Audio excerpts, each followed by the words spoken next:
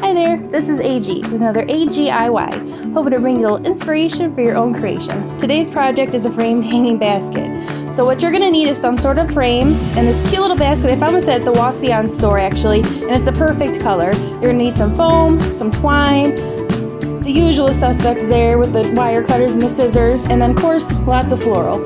So what I did first was I went ahead and I cut all of those apart from the big stem because I wanted to kind of arrange them differently throughout the basket.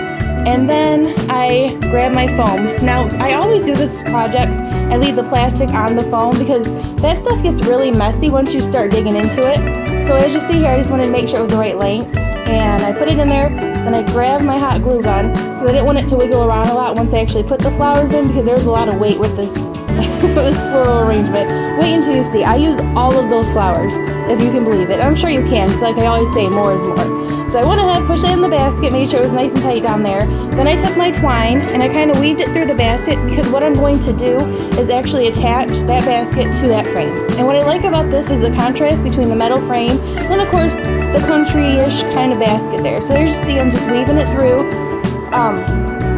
Now, a lot of my projects are kind of just go along, do as you can do. So you'll see a little bit, I'm going to add a couple more of those twines in different directions to really help give support to make sure that basket doesn't move around a lot.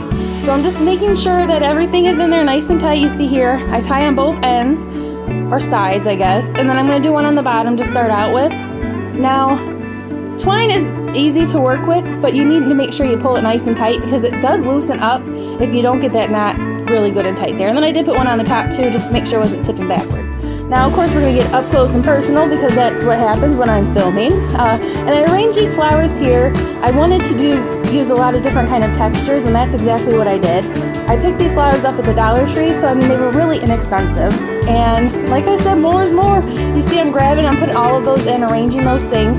And I thought that it might be kind of cute to stick a couple flowers in front of the basket, kind of help hide the foam. And there I'm attaching those other supports there, see there. It started tipping around when I stood it up, and I thought, you know what, why not add more? There's no reason not to. I have the supplies, let's do it. And there you have it. There is your framed hanging basket. I hope you like this one. Please like and follow, and we will see you next time. Bye guys.